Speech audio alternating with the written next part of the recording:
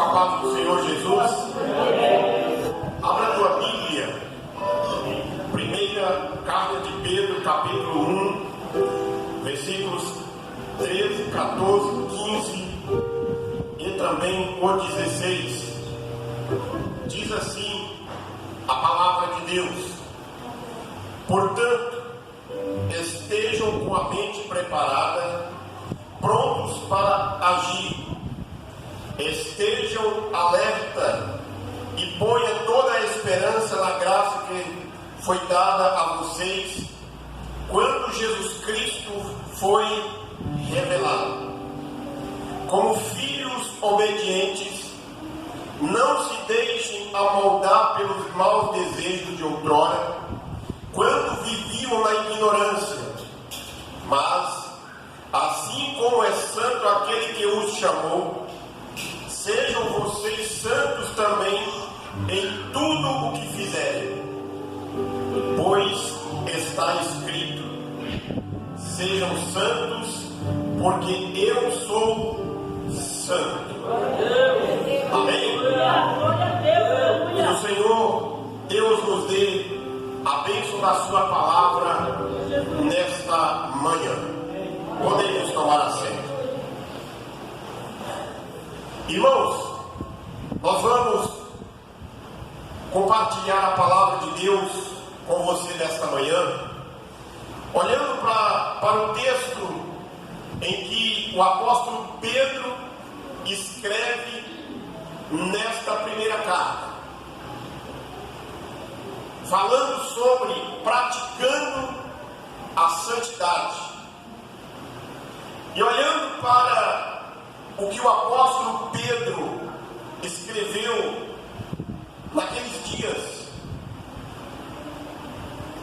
durante toda a história da igreja, ela sempre enfrentou, como nós estudamos na lição de hoje, e estamos estudando neste primeiro trimestre do ano de 2024, a igreja sempre enfrentou os falsos mestres e os falsos pregadores com suas doutrinas mentirosas entre os crentes. E uma dessas doutrinas ensinadas ainda nos tempos de Pedro era a doutrina do antinomismo, que eram os defensores dessa crença anulavam a obrigação da obediência. Eles acreditavam e ensinavam que a vida cristã não necessitava de uma vida de santidade, não necessitava de obediência à lei de Deus, e que era uma opção da pessoa, do crente, obedecer ou não. Por quê? Pensavam eles que a graça de Deus abrangia toda a necessidade do ser humano, e que esta graça ela me dava o direito de fazer o que eu bem entendesse, e que um momento ou outro Deus iria me salvar. Mas, a título ainda de introdução, será mesmo que a Bíblia concorda com isso? Certamente que não. Viver em santidade na palavra de Deus não é uma opção pessoal. Viver em santidade é uma exigência divina. O que o apóstolo Pedro, inspirado pelo Espírito Santo, diz no versículo 16: sejam santos, porque eu, mais forte, porque eu sou santo. A Bíblia ensina que a nossa salvação é conseguida única e exclusivamente pela graça de Cristo, pela graça através do sacrifício vicário de Jesus Cristo na cruz. Porém, também ensina que, uma vez salvos, nós devemos nos esforçar para viver em santidade. O autor da carta aos Hebreus diz que sem santidade verá o Senhor. Mas como é na nossa época, em que as pessoas buscam diferentes maneiras de aumentar ou melhorar a sua qualidade de vida? Nós vivemos num momento da história humana, não tanto diferente dos tempos de Pedro, mas vivemos num momento da história em que falar sobre santidade, ou até mesmo afirmar que viver em santidade é possível, pode ser sem sentido para algumas pessoas. Por quê, pastor? Isso porque muitos acham ou não percebem que a relação de santidade também está com relação à sua qualidade de vida. Porque a Bíblia diz que quanto mais me santifico, mais eu pareço com o Senhor. Mas a Bíblia diz que aquele que é imundo se torna cada vez mais, quanto mais ele se afasta de Deus. Não é tempo de dizer quanto uma pessoa é santa, mas sim do que ela se alimenta. Alimentamos todos os dias para mantermos o nosso físico, mas precisamos alimentar todos os dias da coisa dos céus para mantermos a nossa santidade e mantermos separados do mundo. Parece que há um contraste nessa separação do mundo. Por quê? Porque a Bíblia diz que nós somos chamados do mundo. A Bíblia diz que nós somos tirados do mundo e nós permanecemos neste mundo. Mas enquanto estivermos pisando sobre esta terra, nós devemos fazer a vontade de Deus, viver em santidade, para parecermos com o Senhor. Jesus disse que nós somos luz do mundo. Amém? Jesus disse que nós somos sal da terra. O texto lá do Evangelho de Mateus não é o caso da mensagem agora, mas olhando para aquele texto lá, Jesus está dizendo: vocês devem viver em santidade para ser luz, vocês devem viver em santidade para serem sal. Mas olhando para o que Pedro está dizendo na sua carta, no capítulo 1, nesta porção que fizemos a leitura do versículo 13 até o 16, qual é o primeiro passo que nós devemos tomar para vivermos em santidade? Primeiro, arrependimento. Se não houver arrependimento, não tem santidade. Mas muitos entram numa situação e dizem: mas e se não houver pecado? A Bíblia diz que nós já nascemos em pecado. A Bíblia diz que nós devemos ser conscientes, e nós devemos ser conscientes das verdades bíblicas a este respeito. Eu sei que você está com a sua Bíblia aberta aí, mas volta aí na carta escrita pelo apóstolo Tiago, capítulo 4, versículo 4, ele diz assim: adúlteros, vocês não sabem que a amizade no mundo é inimizade com Deus? Quem quer ser amigo do mundo, faz-se inimigo de Deus.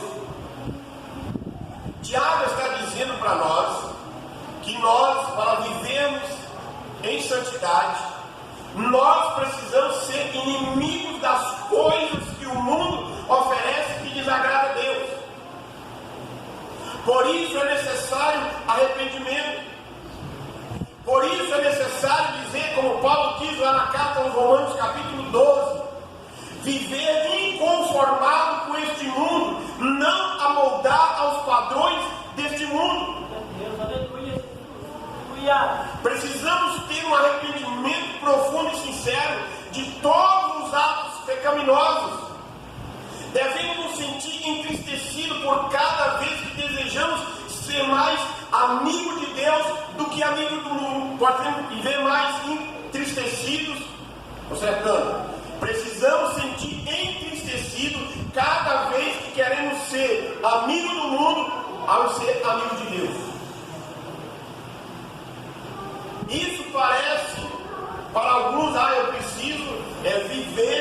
junto com as pessoas para pregar o Evangelho. Irmãos, nós estamos vivendo nesta semana a semana da festa, conhecida como Festa da Carne. O pastor Rivaldo colocou no grupo da igreja de semana em vários artigos lá a esse respeito. É bom que você abre lá, separa o tempo e dê uma lida. Mas muitos estão usando este momento para afastar de Deus, numa aparente pregação do Evangelho. Irmãos, você não consegue misturar água com óleo. Não consegue. E você que é luz não pode entrar no meio das trevas para querer dizer, eu vou lá para pregar o Evangelho. Não, é um engano. Você está com desejo de estar lá e estar com o pé aqui. Não, ou você vai 100% para lá, ou fica 100% aqui. A palavra de Deus afirma: aqueles que procuram ser amigos de Deus, do mundo, na verdade estão se tornando inimigos de Deus. Jesus disse: ninguém pode servir a dois senhores. Ou há de odiar um e desejar o outro. A pergunta para nós nesta manhã é: você deseja ser um crente espiritual? Certificado para o uso exclusivo do Espírito Santo? Irmãos, Deus não vai encher vaso com o poder do Espírito Santo sujo, não. Deus vai encher vaso limpo. Eu vou lembrar de um fato que aconteceu na Bíblia e você vai refletir sobre isso. A viúva lá de Eliseu. A Bíblia diz que acabou, ela estava passando por um momento de crise financeira, viúva. Os credores queriam levar os filhos para pagar a dívida. E aí Eliseu fala para ela: o que você tem? Ela diz: tem só um pouquinho de azeite em casa. Aí Eliseu fala para ela: vai na tua vizinhança toda e traz vasilhas para encher, para colocar azeite. Todas as vasilhas que ela trouxe para a casa dela naquele dia estava limpa, porque o azeite que ela ia colocar ali dentro não poderia estar colocado numa vasilha suja. Eu e você, irmão, somos o vaso que Deus quer encher do Espírito Santo, e Ele não vai encher vaso sujo, Ele vai encher com o Espírito Santo o vaso limpo. Glória a Deus, aleluia. Arrependa, amar as coisas do mundo e aceite a verdade de Deus. O verdadeiro crente espiritual não se preocupa com as coisas desta vida, mas ele caminha em santificação para agradar a Deus, porque ele quer chegar na eternidade. Deus, aleluia. Aí muitos questionam e dizem assim: como que alguém pode ser santificado, separado para Deus, ser vivendo neste mundo? É possível, irmão. É possível. Jesus disse que é possível. Jesus olhou para os seus discípulos e foi chamando: vem esse, vem aquele. E aí ele disse, depois ele falou: vinde a mim todos que estáis cansados. Precisamos, irmãos, olhar para a nossa vida, porque todo momento eu paro e fico olhando para a vida do outro, mas eu preciso olhar para a minha vida e verificar em que lugar Deus está presente na minha vida. Será que eu lembro de Deus só quando eu lembro da igreja? Não, eu preciso lembrar de Deus todos os momentos. Se os cuidados desta vida estiverem em primeiro lugar na minha vida, ou mesmo pautados além dos compromissos espirituais, isso significa que eu estou sendo carnal. É necessário arrependimento. E isso, irmão, é só com a ajuda do Espírito Santo. E não existe arrependimento produzido por vontade humana. Arrependimento é produzido com a parceria com o Espírito Santo. O reino espiritual não é uma área neutra.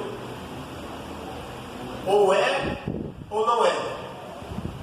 É treva ou luz. É preto ou branco. É Cristo ou mundo. Não é misturado. misturado, não dá para misturar. Ontem eu assisti um vídeo no YouTube, se você colocar lá você vai ver. Irmão, tem cada coisa acontecendo no mundo das igrejas que você vai falar assim, Jesus volta logo. Cada coisa, cada uma frase. E aí os escarnecedores do mundo moderno de hoje pega aquelas cenas, aqueles vídeos e faz uma montagem que ridiculariza a palavra de Deus. Nesse que eu assisti lá, o autor ele pega vários vídeos e ele vai falando. Mas como que, pelo meu conhecimento, ele diz assim, eu não sou crente, mas pelo que eu leio da Bíblia, obviamente como que é as coisas, o ímpio também lê a Bíblia, tá, irmão? Ele diz, pelo que eu leio de Bíblia, isso não tem nada a ver com o que Jesus pregou, que está escrito lá na Bíblia, que Jesus pregou. Então não tem uma área neutra, cinza, misturado, não, ou é ou não é. Nós precisamos aprender com Jesus Cristo. Nós somos, irmãos, forasteiros sobre esta terra. Nós somos nômades nesta terra. Nós somos peregrinos. A nossa caminhada é para Canaã celestial. Mas, infelizmente, nós vivemos em uma sociedade em que ela quer viver o paraíso sobre esta terra, nesta oportunidade. Precisa de arrependimento. Antes de qualquer coisa, precisamos lavar as nossas mãos, arrepender-nos de sermos de um duplo ânimo. Com sinceridade, precisamos pedir ao Espírito Santo que faça de nós para que possamos entender o que é ser separado para Deus. O grande brado do Novo Testamento da Bíblia Sagrada é: e ouvi outra voz do céu que dizia, sai dela, povo meu, para que não sejam participantes dos seus pecados e incorram em suas pragas. A Babilônia e as paixões do mundo estão presentes em todo e qualquer momento. A Babilônia e as paixões mundanas estão presentes em todos os dias, disponíveis para todo mundo. Mas o convite é: sai dela, povo meu, arrependa dos seus pecados. Mas olhando ainda nesse texto que o apóstolo Pedro está dizendo para nós, que como filhos obedientes não sejamos amoldados pelos desejos de outrora, quando vivíamos na ignorância. Segundo, obediência. Hoje a obediência, irmão, para muitos ela é relativa. Para muitos a obediência assim, não, é do meu jeito, eu faço da minha maneira, eu entendo dessa forma, e não tem pastor, não tem presbítero, não tem bispo, não tem apóstolo, não, eu vou fazer do meu jeito, é a minha teologia, e muitas das vezes essa teologia está desfocada da teologia do próprio Cristo. E ninguém pode ser santo sem obediência. Deus sempre exigiu. Deus olhou para Abraão e disse: ó, sai da tua terra e vai para a terra que eu te mostrarei. Abraão obedeceu e foi. Deus falou para Moisés: ó, volta lá para o Egito, que você tem a missão de tirar o povo de lá. Moisés obedeceu e foi. Deus falou para Daniel: ó, você aqui na Babilônia, você vai fazer dessa forma, você vai contrariar a vontade do rei, você vai contrariar a vontade dos governadores aqui da Babilônia, mas você precisa obedecer, Daniel. E Daniel obedeceu. Glória a Deus, aleluia. E o exemplo máximo de obediência, irmão, foi Jesus Cristo. Deus olhou para a humanidade perdida e num determinado momento da eternidade, Ele tomou a decisão de enviar Jesus Cristo. Aí Paulo diz na carta aos Gálatas, capítulo 4, versículo 4, que no momento certo da plenitude do tempo Jesus nasceu. Jesus é gerado no ventre de uma mulher, com o propósito de salvar a humanidade. Jesus sabia, na sua eternidade como Deus, de tudo o que ele iria passar. E aí Paulo fala na carta aos Filipenses que ele se esvaziou de toda a sua glória, vestiu pele humana, foi pregado na cruz para que pudesse salvar a cada um de nós. Ele obedeceu. Em muitos exemplos na Bíblia, irmão, nós vamos encontrar homens e mulheres que tinham a oportunidade de fazer totalmente diferente, fizeram ao contrário, porque eles optaram a obedecer da sua forma. A Bíblia diz que Davi era um homem segundo o coração de Deus. Mas eu quero dizer para você, meu amado irmão e irmã, homens segundo o coração de Deus não são perfeitos. Porque aqui abre uma brecha também para os escarnecedores do nosso tempo dizer assim: mas Deus poderia ter destruído Davi, porque ele disse que Deus falou, Davi é um homem segundo o meu coração, mas Davi fez o que fez. Você sabe toda a história dele. Ele não era perfeito. Saul, Deus olha para Israel, Israel está pedindo um rei. Deus fala para Samuel: como rejeitou não foi você, rejeitou foi a mim. Dá o rei pro povo. Unge lá o homem lá, o menino lá para ser rei. Aí Saul é ungido rei. Ele desobedece a ordem de Deus.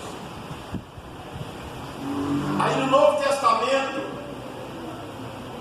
a Bíblia diz que um casal, um homem e uma mulher, toma a decisão de enganar os apóstolos, de enganar Pedro, é o próprio Pedro aqui na época, nos dias lá, enganar Pedro com dinheiro. E aí Pedro vai dizer para ela assim: ó, vocês mentiram não para mim, mas mentiram para o Espírito Santo, e jaz aí a porta, os pés dos que enterraram teu marido vai te levar também. Por quê? Por desobediência. Irmãos, se eles tivessem falado assim: não, nós vamos fazer segundo a vontade de Deus, este relato lá de Atos capítulo 5 não tinha sido registrado. Mas eles escolheram fazer da forma dele. E muitas das vezes nós queremos fazer da nossa vontade. Quer viver em santidade, ande em obediência a Deus, pois é o dever de todo homem. Você que dirige, ou que talvez não dirige também, você vai na estrada, na rua, está a plaquinha lá, 70, 80, 100, dependendo. Mas está a plaquinha lá e você está com o pé lá embaixo. Botou um tijolo de 20 quilos lá em cima do pé e o ponteirinho está quase colando lá no 220 e você está lá passando na plaquinha de 100, a 200, a 180, a 140. Mas aí quando está a plaquinha lá, radar à frente, você obedece. Por que que não, como diz por que que não obedece antes? Deus está dizendo: ó, obedeça a minha palavra. Obedeça a minha palavra, mas o homem mete o pé no acelerador e vai embora. Daqui a pouco o castigo de Deus vem. Precisa obedecer, né? Precisa obedecer. Aquele que diz que ama a Deus e não obedece a palavra é mentiroso. Então, irmãos, sejamos jovens, homens, adultos, crianças, e lembremos do nosso Criador ainda na nossa vida e demonstremos o nosso amor a Ele. Viver um verdadeiro arrependimento, andando em obediência, é um dos passos para viver em santidade. Terceiro, humildade. É possível viver uma vida de santidade sem humildade? O aviso de Jesus Cristo a este respeito encontra-se em Apocalipse capítulo 3, versículo 17. Que ele diz lá: eu sou rico, tenho tudo o que necessito e não preciso de coisa alguma. Olha a soberba humana. E aí, Jesus está falando lá para a crente. Aí Jesus diz para ele: ó, e não percebe que você é espiritualmente um desgraçado, é miserável, é cego, é pobre e é nu. Aconselho-te que compre de mim o melhor: roupa, colírio e ouro. Eles pensavam, os crentes de Laodiceia pensavam que tinha tudo, que não lhe faltava nada. Mas aos olhos de Jesus eles eram pobres, miseráveis, cegos, nus. A falta de humildade impedia que eles enxergassem a miséria espiritual. Jesus está falando para nós nesta manhã, não está falando para ímpio, mas está falando para nós. Mas assim como Ele é santo, Ele os chamou. Então, seja humilde, não foi você que escolheu Deus, mas foi Deus que escolheu você primeiro. Glória a Deus, aleluia, Jesus, aleluia. Ele está dizendo: você pode ter tudo que você puder ter, mas se você não tiver a mim, você não tem nada. Glória a Deus. Às vezes somos levados a comportar de maneira como os laodicenses e perdemos a oportunidade de olhar para a nossa vida e só enxergar fraqueza. Às vezes imaginamos forte demais.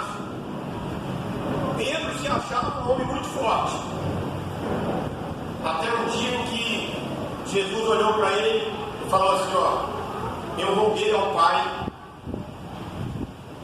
e Ele não vai permitir que o diabo penetre você e nem os teus irmãos. Imaginamos ser forte demais. A Bíblia diz que aquele que está em pé, cuide para que não caia. 1 Coríntios 10:12. Paulo aprendeu que a humildade é um pré-requisito para servir a Deus. Pedro, por sua vez, formula para nós o caminho, caminharmos em santidade. Não, irmãos, confiemos na nossa força. Você já ouviu de pessoas que falou impropérios para o inimigo? Não, se o diabo aparecer, eu piso na cabeça, eu faço isso, eu faço aquilo. Não julgue ninguém, tá, irmão? Sem julgamento, mas lembra do que essas pessoas falaram, que você e eu conhecemos. Mas aí olha onde eles estão hoje. Se achavam fortes demais, achavam poderosos demais, sendo que não temos nós essa força que achamos que temos. Confiemos em Deus, que Ele é poderoso para impedir que tropeçamos. Glória a Deus, aleluia. Então, seja humilde. Jesus, aleluia. Não se ensoberbeça. Há um grande perigo, irmãos, na nossa vida: você ser elogiado. É verdade, né, João? Há um grande perigo, Robson. Termina o culto aqui, a irmã chega pro Robson, o irmão: você dirigiu um culto muito bem, tá, irmão? Parabéns. Aí o Robinho vai virando aquele bichinho, vai inchando. Aí chega o pregador: ó, você pregou bem demais. Ó, o elogio é um problema. Ah, eu quero receber a oração da irmã, porque a irmã ora bem. Aí a irmã vai enchendo. Aí daqui a pouco ela passa perto do pé de mandacaru, trisca no espinho daquele lado, aí faz assim: Deus fala: não, você não tem nada. Seja humilde. Seja humilde. Toda honra, toda glória, todo louvor seja dado a Deus. Irmão, você pode fazer, eu posso fazer quantas faculdades for possível a respeito de qualquer assunto que for possível. Se nós não tivermos humildade, nós não chegamos a lugar nenhum. E aí, quando estamos tratando de coisas espirituais, Pedro está dizendo: ó, sejam filhos obedientes. Assim como Ele é santo, aquele que os chamou, sejam também vocês santos em tudo que fizerem. Glória a Deus, aleluia. Irmãos, a gente pode forçar a aplicação deste texto aqui, no versículo 15. essas últimas palavras. Em tudo o que você fizer. Aí você pode englobar no campo espiritual e no campo social, no campo material. Tudo sejam santos em tudo que vocês fizerem. Estamos tratando de coisas espirituais, então tudo que você for fazer, seja um santo. Seja obediente, seja humilde, mas viva uma vida de oração e comunhão. Não há como vivermos uma vida de santidade se não separarmos tempo para oração, se não separarmos tempo para meditação na palavra, se não separarmos tempo para comunhão com Deus e separação do mundo. Ouvir a voz de Deus, ouvir o ensinamento do Senhor. Ouça a voz de Deus sem abrir a sua boca. Irmão, santidade com Deus é ouvir a voz de Deus, talvez sem falar. Porque muitas das vezes eu quero ouvir Deus falar comigo, mas eu estou falando. Muitas das vezes eu quero mudar a minha vida, mas eu não quero orar. Eu não quero ter uma vida de comunhão e leitura da palavra de Deus. É nesse momento que o Espírito Santo vem e vai trabalhar no nosso coração, na nossa vida, para crescermos em santidade. O caminho da santidade é uma jornada longa da vida. E o final da santidade, o caminho da santidade, é chegar na vida eterna. Glória a Deus, aleluia. O Senhor nos chamou um dia para sermos santos, não para nos perdermos no meio do caminho, mas para chegarmos ao final, e a recompensa será no final. É da vontade do Senhor, concluindo. É da vontade do Cristo, Senhor da igreja, que todos nós nos avancemos em santificação. Como é santo aquele que os chamou, sejam vós também santos. Por isso, arrependimento, obediência, humildade, oração e comunhão, aplique na sua vida. Glória a Deus, aleluia. Busque cada vez mais fazer a vontade daquele que o tirou das trevas. Busque cada vez mais fazer a vontade daquele que o transportou você do império das trevas para o descobrimento de seu Filho do Senhor. Porque um dia Jesus aparecerá nos céus. E aqueles que dia a dia desenvolveram a santificação com temor e tremor, receberá a incorruptível, intocável e inacessível coroa de glória. Mas aqueles que têm uma vida impura não verão a Deus, porque sem santificação ninguém verá o Senhor. Glória a Deus, aleluia. Que a graça de nosso Senhor e Salvador Jesus Cristo, o grande e infinito amor de Deus, o nosso Pai, a comunhão e as consolações do Espírito Santo estejam sobre cada um de nós, hoje e permaneça para todos sempre. Amém.